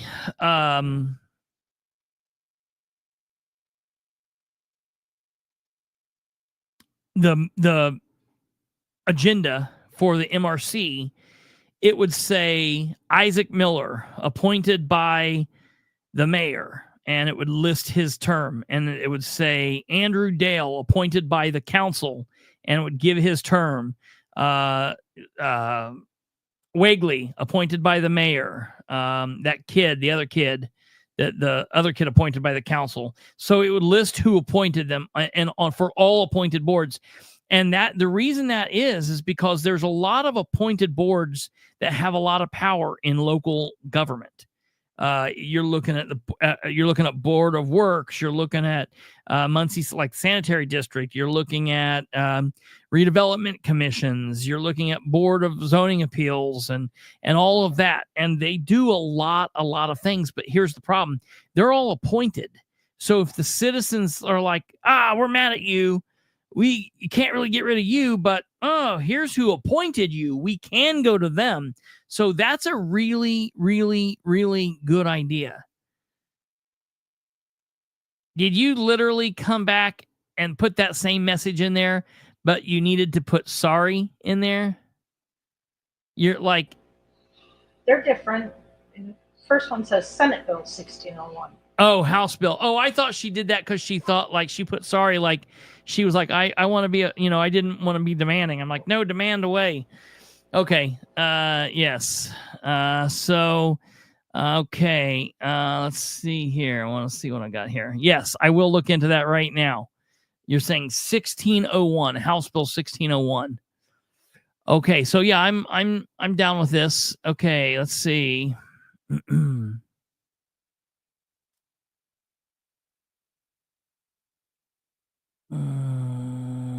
Okay. So that is okay, great. That is the end of that. Let me go over here and look at 1601. Because it wasn't on that list. So it must have either passed through last night.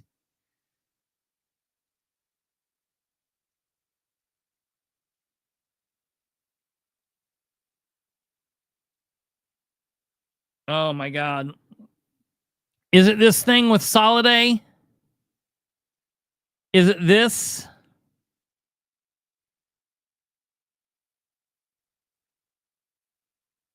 Amends the state sales and use tax exemption for the data centers to include projects for investments in quantum computing research, advanced computing, and defense and infrastructure networks that result in minimum qualified investment within 5 years of at least. Wow. So what's going on with this? Did this get voted through?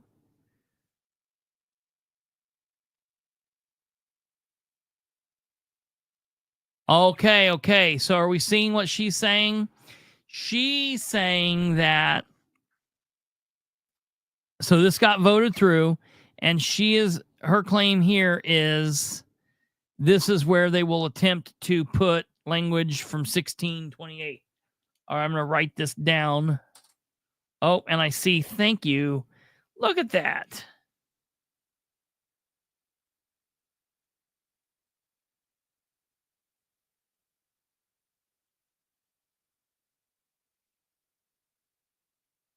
$16.01.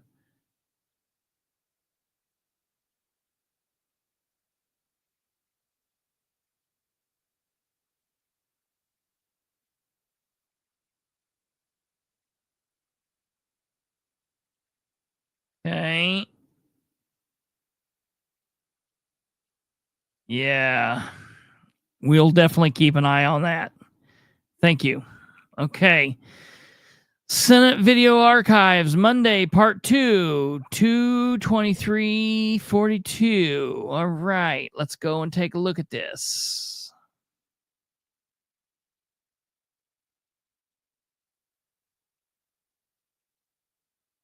We're looking at Senate Video Archives.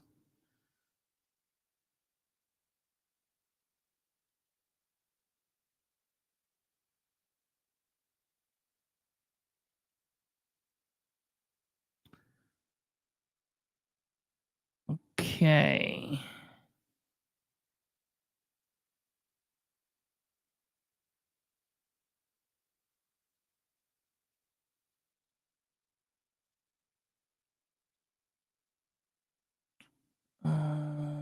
Let me back this down so I can see here.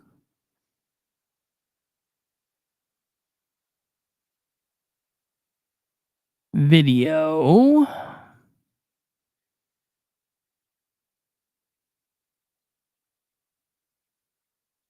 Okay.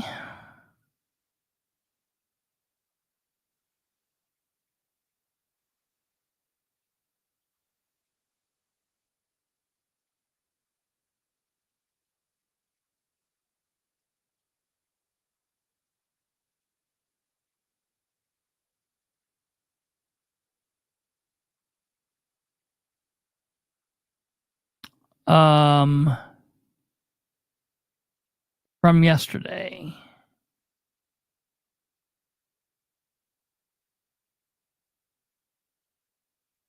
Okay, and what time did you say? You said 2/23/43. I don't see where it says part 1 or part 2.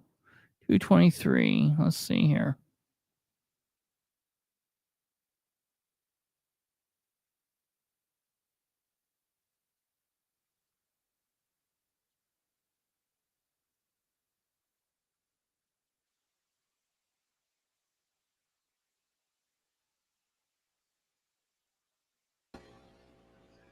He's saying almost at the very end. He says. Okay, so he's saying it's Monday, not Tuesday. Sorry. Yes, Monday. Right here we are. Okay, here we are. And he's saying 2/23/43. Sorry, excuse me for sneezing. No, you're fine. Well, I know, but it was rude. I'll cuss, but I don't be rude. You know, there are limits to my profanity.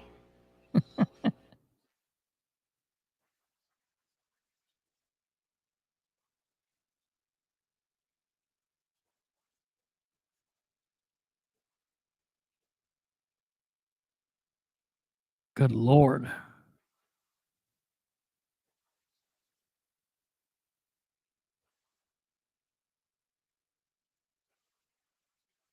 Here we go. I've heard this was great.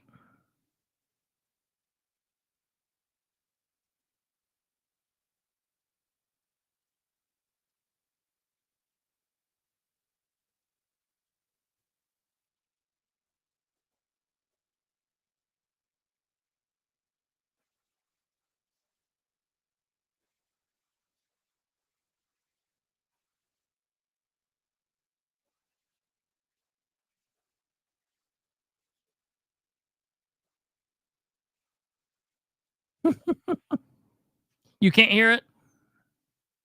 Give me a second. Let me try it this way. Hold on. Yeah, there will be sound. Give me just 1 second. Sorry.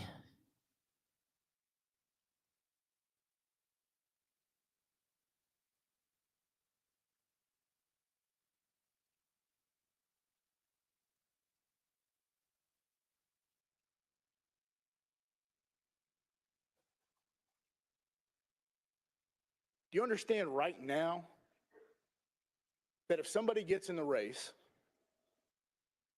and puts a sign or puts a political logo on their sign, they're in violation of the Hatch Act. No fault of their own. We can debate whether or not the Hatch Act is good or not for this. That's not this bill. This bill actually clarifies for those members, and in my mind, keeps them out of legal trouble. They have no control over any other candidate that gets in the race and choose to become political, therefore disqualifying them, again, to no fault of their own. This bill clarifies and cleans that up. It keeps those members out of legal issue, out of legal trouble. It's important we know that and understand that, because there's been a lot of discussion around the Hatch Act. Again, totally different debate on whether or not you agree with it. That's not this bill. I want to share a really good article that was published in a Hamilton County news outlet written by Dr. Juanita Albright, who's president of Hamilton Southern School Board Trustees. I'm going to spare you. I'm not going to read you the whole article, but there's a few things that need to be mentioned from the president of a school board here in Indiana. It states, requiring all school board candidates, the doctor writes, requiring all school board candidates to declare a party affiliation would first and foremost improve transparency. It would give parents and voters more clarity on who they're voting for school board elections. Quote, nonpartisan does not mean non-political. Let me say that again. Nonpartisan does not mean non-political. School board candidates, just like every other elected official, have their own biases and ideologies. They're just hidden. School board members make key decisions on curriculum, salaries, instruction policies, and staffing. And members oversee millions of taxpayer dollars. Voters need to know the ideological backgrounds of the individuals who will wield this much power in their community. Partisanship in these elections would allow voters to cast a more informed ballot, and would help make the school board more representative of the community for which it works. Voters naturally want to participate when they know more about the candidates on the ballot. Adding party affiliation to school board candidate elections has been shown to increase voter turnout dramatically, something this body has discussed. For example, North Carolina allows districts to hold school board elections that are either partisan or nonpartisan. More people participated in the partisan school board elections, in fact, than the participation rate for nonpartisan school board elections. Nonpartisan school board elections were 5 times lower than partisan elections. That's a president of a school board right here in Indiana. Guess what? She didn't get paid to come testify. Want to know who did? All the people against this bill. So for those of you that think it's not political, I urge you to face the reality here in Indiana. It is political. Organizations like the School Board Association, who are choosing to pay people to come lobby on behalf of legislation for or against, and not offering the same compensation for those on the other side of the argument, have made this political here in Indiana. ISTA, same thing. They've made this political. It's political now, friends. To suggest that it's not is not facing the reality here in Indiana. For those of you that know me, it's no secret that at my very core, my legislative philosophy is my belief that our elected officials must be transparent and they must be held accountable. Right now, unfortunately, for our students, that's missing here in Indiana. That's who's paying the price. Let's be clear. As I stated earlier, school boards are inherently political now. As I said last week, school board members are not educators. They are policymakers. This bill doesn't require a teacher to declare their political ideology, but it does require the individuals who are actively accepting political donations while running for an office and then voting on policies that trickle down to our children's classrooms to publicly align themselves with a party that best represents the values they will act upon in their position as a school board member. Let me say that one more time because that's important that everybody hears that and really grasps the scope of this bill. It requires individuals who are actively accepting political contributions while running for office and then voting on policies that trickle down to our children's classrooms that also affect taxpayer dollars and property taxes to align themselves with a party that best represents their values. Does that mean Republicans are perfect and Democrats aren't? No.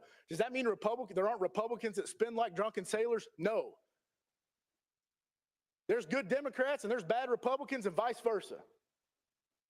However, I've seen amendments in this body this year in committee that would have absolutely wrecked the state's budget fiscally. Those weren't proposed by Republicans. There are ideologies that cannot be ignored that align with parties that are mainstream. Not always, but mainstream. There were some comments made about a poll. I think it was Center for, it was a Ball State poll. I think Senator Yoder quoted it. I think she said there's 23%. Well, there's another poll out there that's also more current by another polling facility, Center for Excellence in Polling, January 2025, 64% approval for this policy. Your voters. Which one's right? I don't know. But I can tell you this is probably more reflective of our voting base. I understand that there are folks that don't want political ideologies in schools, and that's admirable. But as I mentioned, it's here. I think a lot of people do run for school board and don't want a political ideology to infiltrate their beliefs. But I can assure you the ones that ISTA are funded do. They have an agenda, and it's political. In closing, I'll say this. Senator Byrne, I appreciate your work on this. I commend you for the hard work you've done, the collaboration you've had on this bill. And I urge my fellow senators to face the political reality in our schools right now. This is political. It's over half of our state's budget.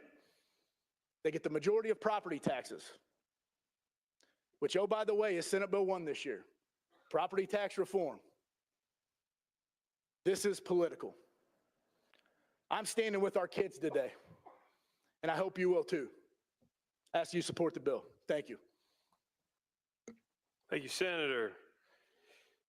Is there further discussion? Chair hears none. Senator Byrne, would you like to close? I can dig that. I can dig what he said. I do have a closing statement, but I'll tell you what, I'm not going to follow the rain. I can dig what he said there. I mean, look, ain't nobody winning against this dude in Burnville when he's like the namesake of the town. Like, are you for real?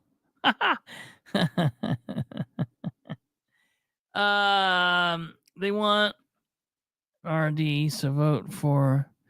They want RD, so you vote for the low. Yeah, look, that's the big push for. That's the big push for in Prescott's bill. I mean, that's going to happen here if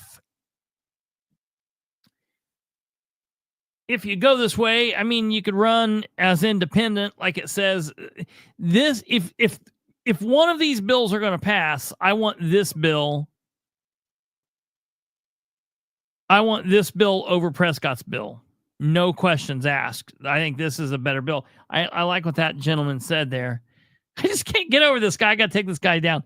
This guy's like, come to the Byrne coffee shop. I'm Senator Byrne, and there's the Byrne Police Department. My son is the Byrne chief.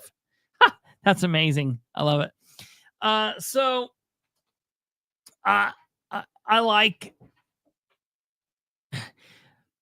that bill more than 1230, House Bill 1230. I'm not a fan of House Bill 1230. To what Tweety Bird said, can you just look up their voting history? Sure, you can. Sure, you might do that. You know that I do stuff like that. You know, Kate might do it. Adam might do it. K76 might do it. Most people aren't. Most people aren't going to do that. Hell, most people don't know that you can do that. You know, when I tell people that, my ex called me the other day and asked me if I could help her. I'm not going to ask me if I could help her look up voting history on family. It's kind of like a joke, a funny bet. Like, I mean, it was nothing serious, but I was like, yeah. But when I was saying this to somebody and they were like, what? You can't do that. And I'm like, yeah, I can do it all the time. Contact my clerk. I say, hey, I need the voting record for, John Doe. And I sent it in and I've got it back in like a day or two. And they're like, what? That's not fair. You can't look up that. I'm like, no. It doesn't tell me that you voted for Biden or you voted for Trump or you voted for Braun or you voted for Rainwater. It doesn't tell me who you voted for mayor. It tells me if you polled a primary ballot, what ballot you polled, Republican or Democrat. That's all. And it tells me if you came and voted in the general election. And if you missed any of those elections or, whatever, that's what it tells me. Just if you vote in the primaries, if you do, what ballot you poll, Republican or Democrat, and if you vote in the November elections. That's what it tells me. And anybody can pull that information on anybody. You all could pull that information on me. You could pull it on anybody. And that's perfectly legal. But nobody knows that. Nobody does that.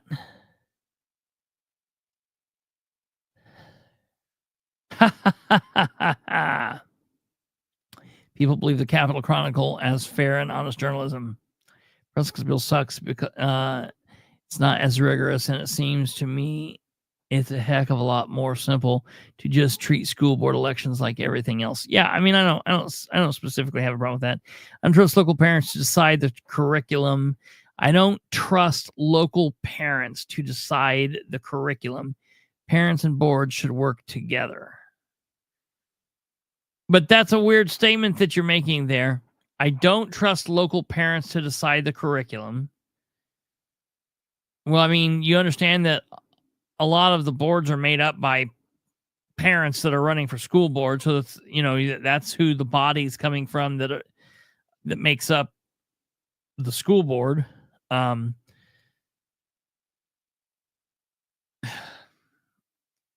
don't know. That's weird. Why? Look at green energy. That's a scam. That's why our utility bills are going up. Absolutely. 1,000%. We've been talking about that here in Muncie. Like, what? Everything's going up.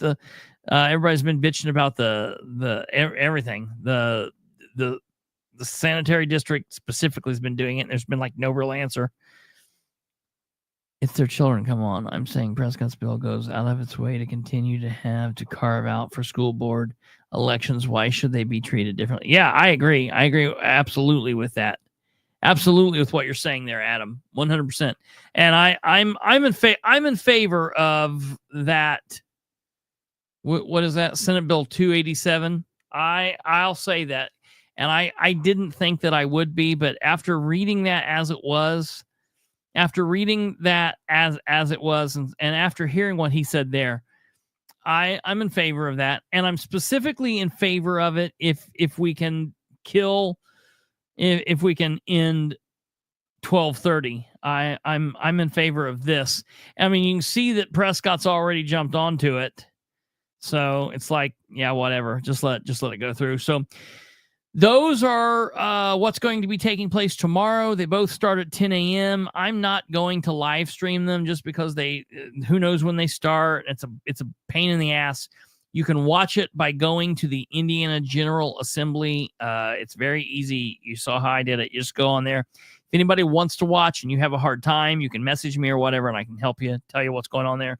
I can get that information to you.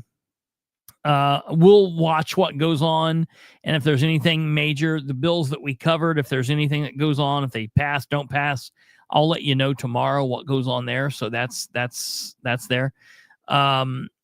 Let me see here really quickly here.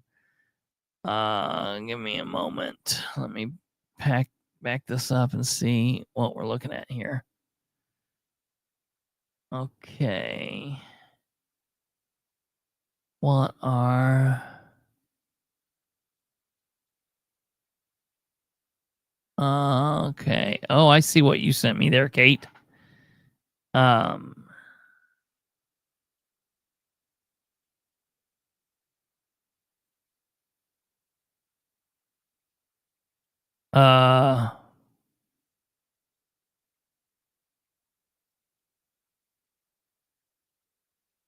Okay, let me see here. Give me one moment. Let me check what we've got. Let's see. Okay. So before we roll, I do want to say this. Record request. I was bitching about the record request with the Delaware County Redevelopment Commission and going back and forth and all that nonsense with John Brook and all that. I've got to show you the craziest thing ever. Okay. So let me get this up here. You know, I told you, finally, I sent the last thing in. I was like, okay, well, here's the same record request I'm sending, and I'm sending it to John Brook the same as I did, but I'm also going to attach Ed Carroll onto it. Well, I did that. And guess what I got today? I got this email sent to me, and I'll blow it up here so y'all can see it. Okay. This is from Angie Scott, who is a paralegal for John Brook's office. She says, Mr. Bilbrey, this is to acknowledge receipt of your public record request below. We will review the request and determine what documents, if any, are responsive to this request. Please direct any and all further communication regarding this request to this office. What? Why would I not direct it to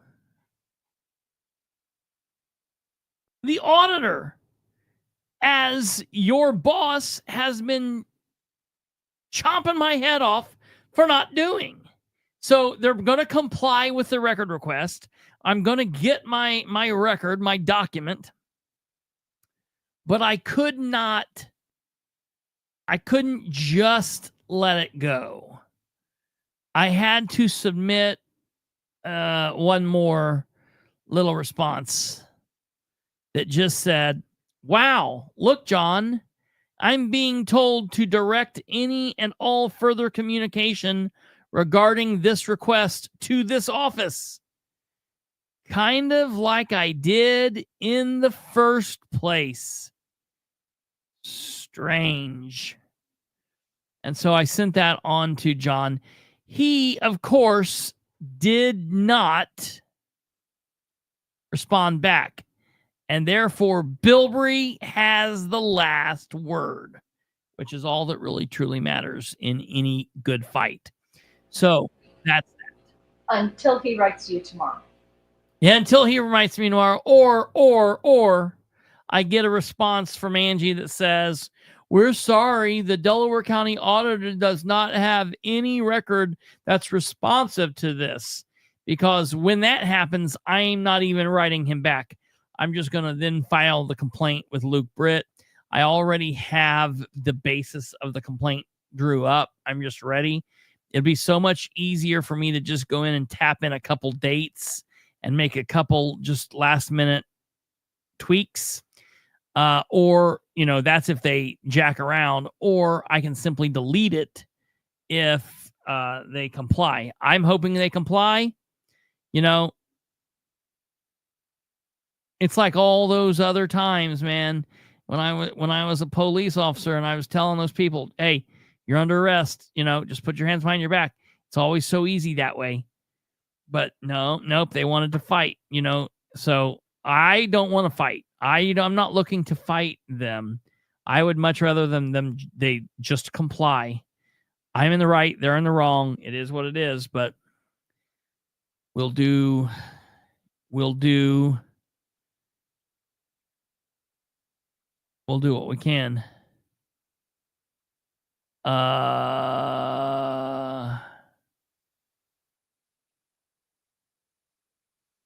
I'm looking at what's going on over here. Okay, so lastly, I'll say I did not get to the Delaware County. We did not get all the way to the Delaware County Commissioners meeting. Might do a show Friday and cover that. Tomorrow we're going to have the gentleman on from Henry County, the roundabout. I might cover, he's not going to be on the whole time, so we'll talk about that for a little bit, and then I'll also cover a little bit on the other upcoming political party things, the political party reorganizational meetings on the local level, and then of course at the end we'll deal with stuff at the State House. So tune in tomorrow, 9 p.m. right here, specifically if you want to hear about the Henry County roundabout nonsense. We'll have some of that.